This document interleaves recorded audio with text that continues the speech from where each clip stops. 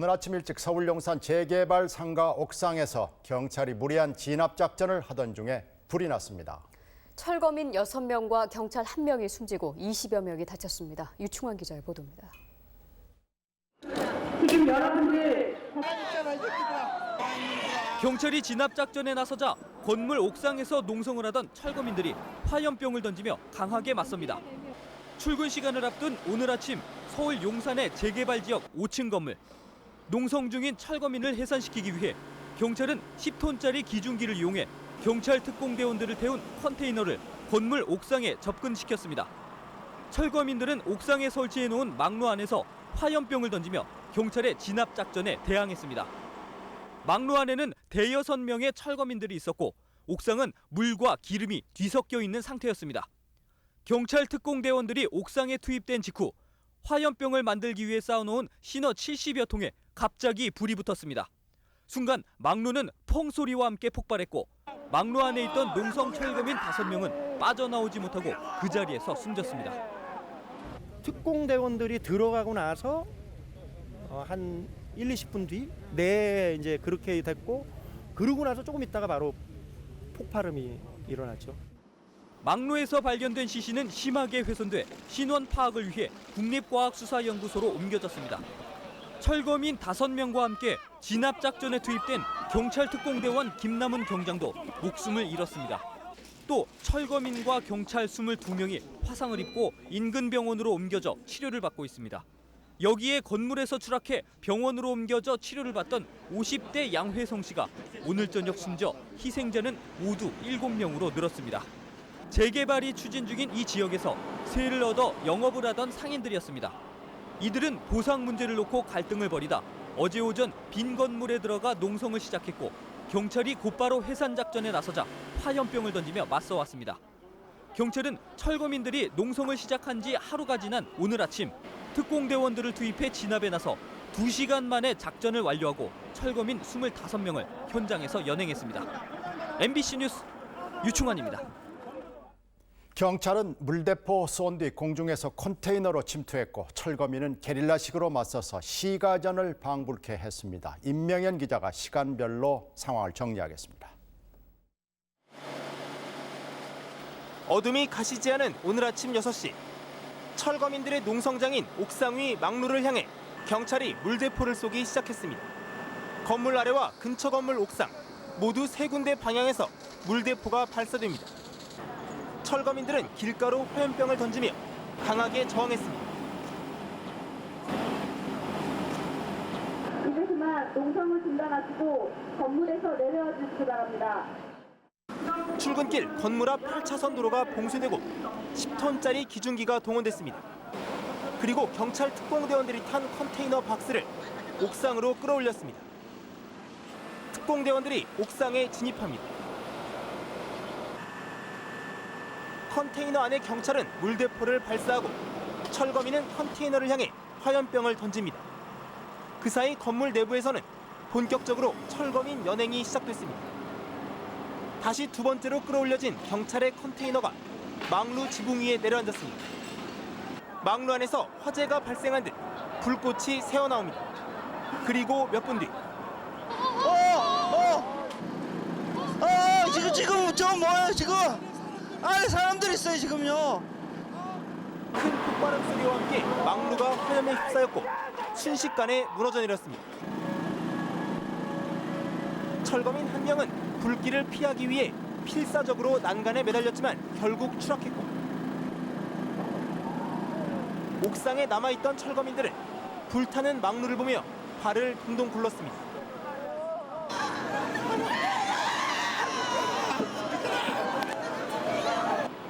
경찰은 불이 꺼지자 다시 옥상으로 올라가 남아있던 철거민 전원을 연행했습니다. 5명만 살았어요. 네, 가세요. 5명만 살았어. 5명만. 농성 하루 만에 특공대원을 투입해 전격적으로 실시된 진압 작전은 7명의 목숨을 잃은 참사로 끝이 났습니다. MBC 뉴스 임명현입니다.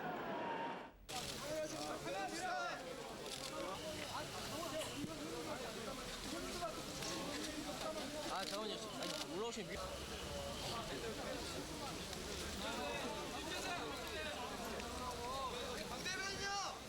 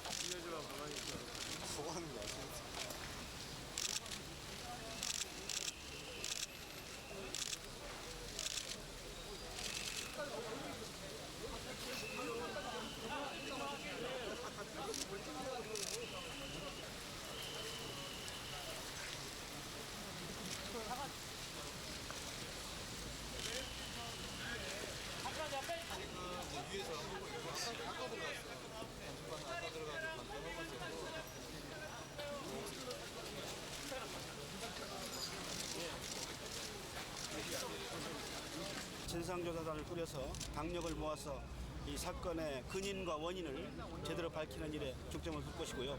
또 그 조사가 끝나면은 그에 맞는 책임을 묻도록 하겠습니다. 특히 재개발 문제가 전국적으로 시행되고 있는데 구조적인 문제가 많이 있습니다. 이번 기회에 그런 것을 좀 바로잡는 기회로 삼아나갈 수 있도록 하겠습니다.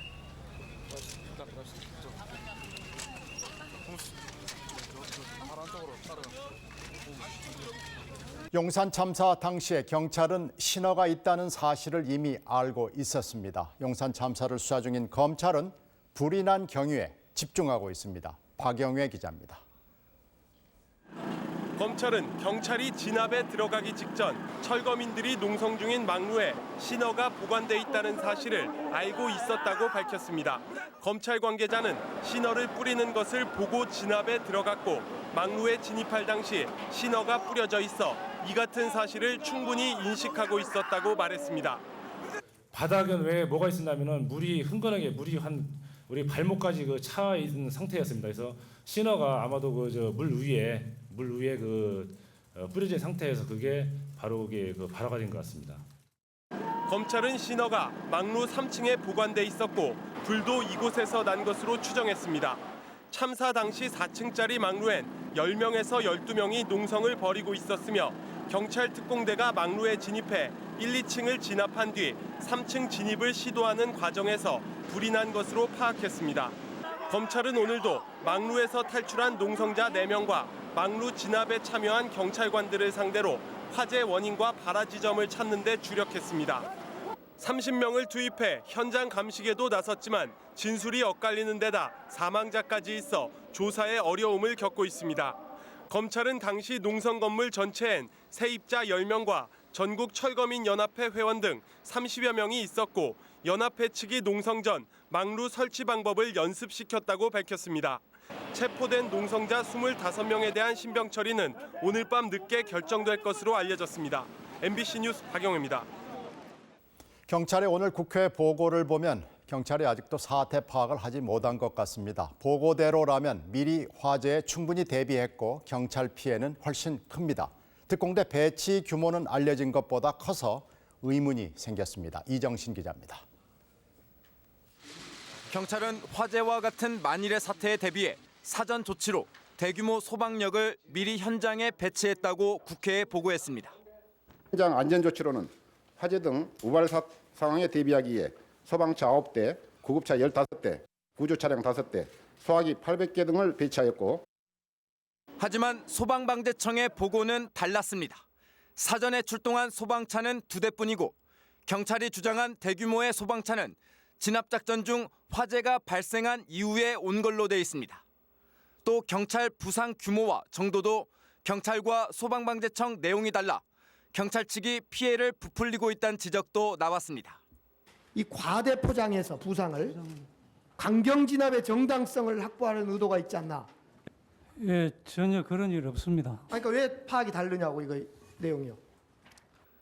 경찰 특공대 현장 배치도 이미 사건 전날 아침 9시에 지시가 떨어진 걸로 드러나 처음부터 강경 진압을 염두에 두고 작전을 했다는 의혹이 제기됐습니다. 특공대 규모도 지금까지 알려진 옥상 투입 병력 23명 외에도 1층 통로에 29명, 2층 창문으로 20명 등 5개 제대 99명이 투입된 걸로 나타났습니다. 화재를 피해 건물에 매달려 있던 사람에게 어떤 대책을 세웠느냐는 질문에 백동산 용산서장은 그런 사람이 없다며 사실과 동떨어진 답변을 했다가 야당 의원들의 반발을 샀습니다. 숨진 농성자들을 전철현 소속 사망자로 분류한 대목에선 모두를 외부 세력으로 규정하려는 의도가 있다는 비판도 제기됐습니다. MBC 뉴스 이정신입니다. 검찰은 농성하던 6명에 대해서 구속영장을 청구해 법원이 이 중 5명에게 영장을 발부했습니다. 화염병이 원인이지만 불을 질렀다고 증명할 수가 없어 방화가 아니라 특수 공무집행 방해 혐의를 적용했습니다. 김영국 기자가 보도합니다. 용산 참사 현장에서 체포된 농성자 5명에 대해 법원이 저녁 8시쯤 구속영장을 발부했습니다. 영장 심사를 맡은 최철환 판사는 범죄 사실의 소명이 충분하고 증거인멸과 도주 우려가 있다고 밝혔습니다. 검찰이 적용한 혐의는 특수 공무집행 방해 치사상과 주거물 침입, 화염병 처벌법 위반입니다. 검찰은 불이 난 직접적 원인은 농성자들이 들고 있던 화염병이라고 밝혔습니다. 검찰은 그 근거로 막루 안에 투입된 경찰 특공대원이 불이 붙은 화염병을 들고 있는 농성자를 보았다고 했고 철거민도 다른 농성자가 화염병을 던졌다고 진술했다고 밝혔습니다. 그러나 불이 나면 자신들도 죽을 수 있는 상황이어서 고의로 불을 낸 건 아니라고 판단했습니다. 화염병을 실수로 놓쳤거나 저항하다 무의식적으로 던졌을 거라는 겁니다. 누가 들고 있던 화염병 때문에 불이 난 건지는 확인하지 못했지만 위험을 예견할 수 있었다는 점에서 막루 농성자 모두의 책임으로 봤다고 설명했습니다. 특수공무집행 방해 치사상은 5년 이상 무기징역까지 선고되는 중범죄입니다. 검찰은 농성자들이 건물 점거를 작년 10월부터 준비했고 수천만 원의 자금도 모았다고 밝혔습니다. 점거 모의에 개입한 전국철거민연합 간부 1명도 수사하겠다고 밝혔습니다. MBC 뉴스 김현국입니다. 검찰은 무리한 진압 작전에 대한 수사에 들어갔습니다. 용산경찰서장은 검찰 조사 받았고 특공대 지휘하는 서울경찰청 차장은 대기 중. 김석희 청장 내정자 소환 여부는 아직 모르겠습니다. 김재영 기자입니다.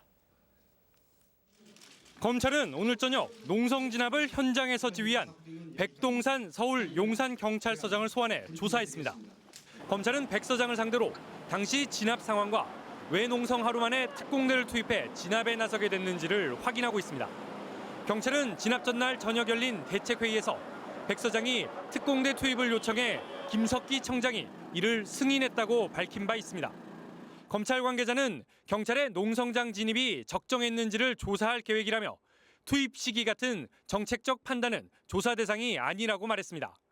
검찰은 그러나 진압에 나섰던 경찰관들에 이어 현장에서 작전을 지휘한 경찰 고위 간부들도 조사할 방침입니다. 이에 따라 대책회의에 참석한 김수정 차장을 포함해 서울경찰청 고위 간부들이 소환될 것으로 보입니다. 검찰이 진압 경찰관에게 적용할 혐의를 검토하고 있습니다.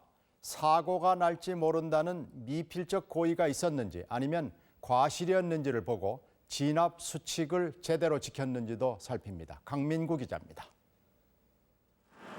경찰에 대한 수사의 핵심은 먼저 진압 작전이 위험하다는 것을 알고 있었는지 여부입니다.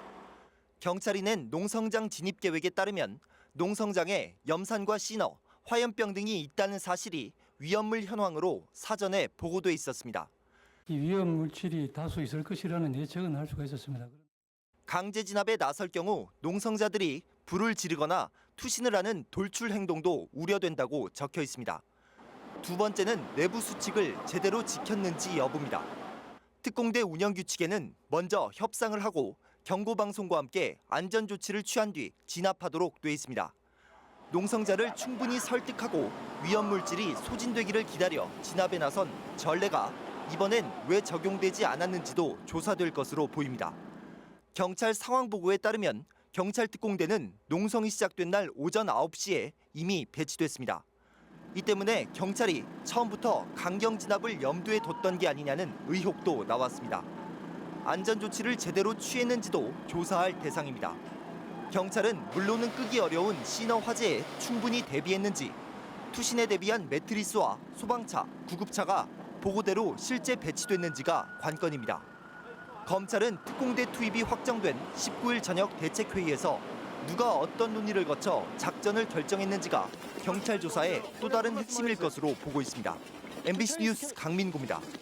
6명이 희생된 그날 건물 옥상의 막루 안에서는 무슨 일이 있었던 걸까요? 증언들을 토대로 당시 상황을 재구성해 봤습니다. 최용 기자입니다.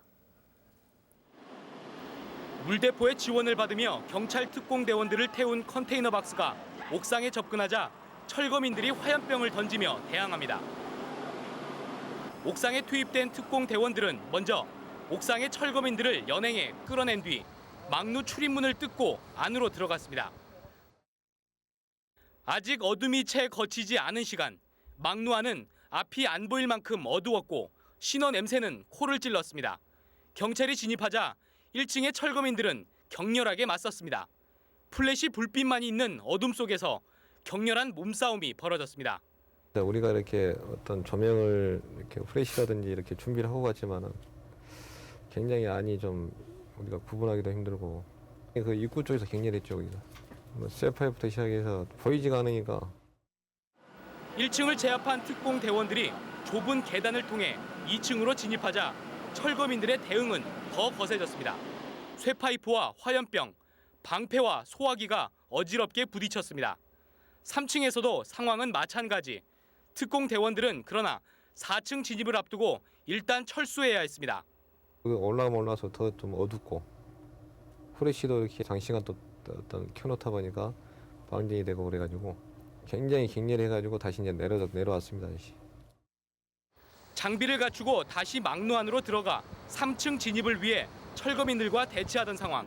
그때 어디선가 화염병이 떨어졌습니다. 막루 바닥은 물에 젖어 있었고 깨진 화염병에서 흘러나온 신호가 물 위에 퍼져 있는 상태였습니다.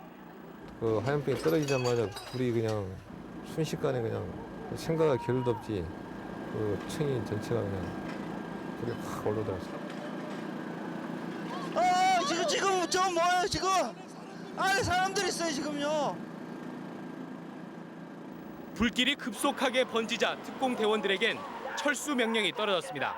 몇몇 철거민들은 불길을 피해 막루 창문으로 뛰어내렸습니다. 그러나 특공 대원 1명과 막루 4층에 있던 철거민들은 불길을 뚫고 빠져나오지 못했습니다. 특공 대원들이 투입된 전격적인 진압 작전. 어둠 속에서 격렬하게 부딪히던 경찰과 철거민 6명의 소중한 생명이 화염에 휩싸인 막루와 함께 쓰러져 갔습니다. MBC 뉴스 최훈입니다. 전면 재검토하라!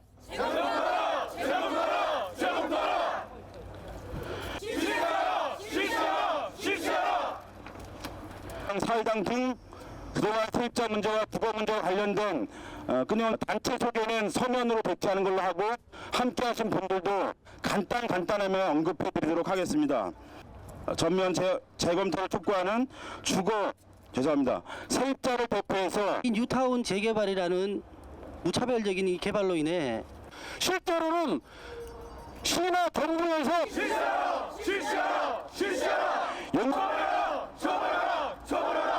용산하며 재발 방지를 위해서 근본적인 해결책이 입사 서민 원주민들이 거리로 내몰리고 있습니다.